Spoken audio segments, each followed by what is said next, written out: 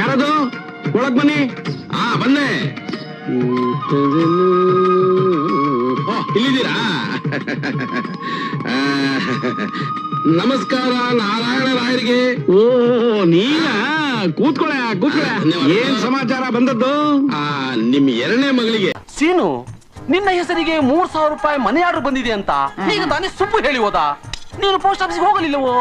ಹೋಗ್ತೀನಿ. ಬೆಣ್ಣೆ ಬೆಣ್ಣೆ.